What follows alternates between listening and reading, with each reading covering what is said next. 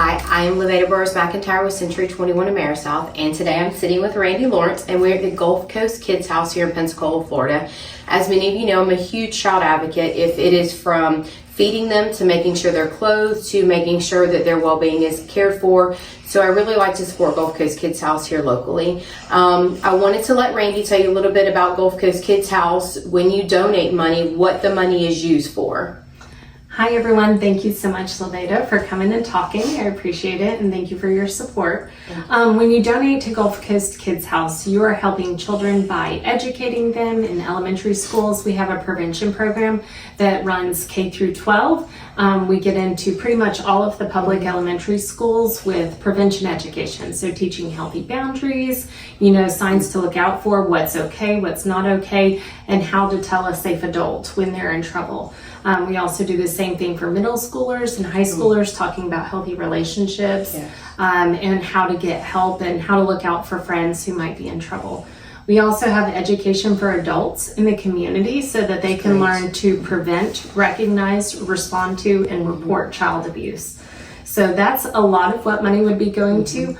Also, we have on staff a life skills counselor. So social workers and counselors are in high demand. And so we were able to hire her through the generosity of the community.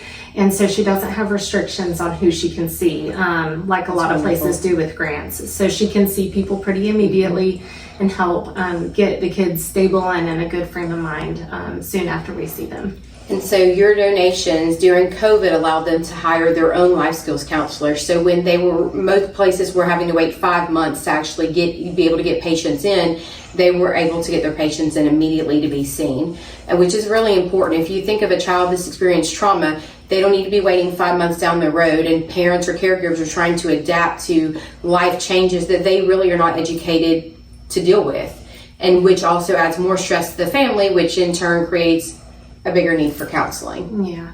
And really, we've found that a lot of the parents of the children that we've seen have experienced similar child abuse situations when they were younger that has never been addressed. Wow. So we actually just started a adult survivors of child sexual abuse group that's going on to try to combat, the stress in the house due to childhood trauma that wasn't addressed with the parents. And it is very common for a parent to have been sexually abused and it never to have been reported, the perpetrator never to have faced any type of charges, and it was swept under the rug, and now the grandchildren are here and that child is now being abused. So this is something that if you ever see signs of, if you ever have a kid that was completely normal one day and then 2 weeks later you run into them and they're wild and out of control, there could be some signs there, and I think all of us really need to be watching out for that. A lot of times we sweep behavior under the rug as someone's a bad kid, or they're oppositional defiance disorder, or they're ADD, where in turn it could be abuse that has happened. And I would definitely encourage you to look for the signs of that. And I'm going to let Randi give you a few signs that she's been educated on of what we could all be looking for. Okay, so there are different types of abuse and neglect. So you've got physical, sexual, and then you've got neglect, and then you've got mental or emotional. So a lot of the signs might carry over. So for physical abuse, we keep the acronym 10-4. Which is torso, ears, and neck. You should never have a bruise, especially little kids under 4 should never have bruises on their torso, their ears, or their neck. Those are protected places, so if you fall, you're not likely to bruise one of those places. So a lot of times those would be inflicted injuries. Also, those who don't cruise don't bruise. So if you've got a baby who's not mobile, not walking, not crawling, then they shouldn't have any kind of injuries on them.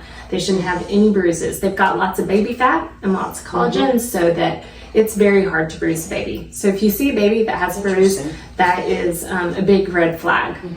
When you get to older kids, kind of like you were talking about behavior-wise, we really just encourage people to trust your gut.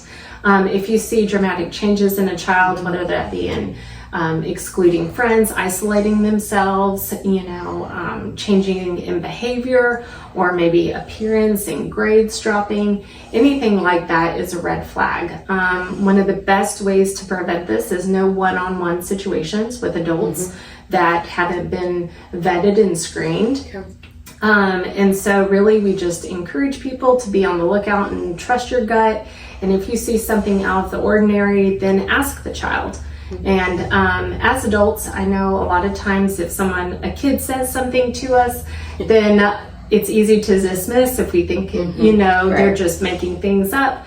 But what we found is that 97% of the kids that come here to Gulf Coast Kids House know the abuser. So that abuser is someone in the family or someone that the family trusts. It could be even someone that they love. And so a lot of times as parents and as adults in general, it's hard to admit that someone that we trusted has hurt our child. So that's when it becomes very important to trust what the children are saying, give them your attention, make sure that they know that they're that you're listening and that you trust what they say. Okay.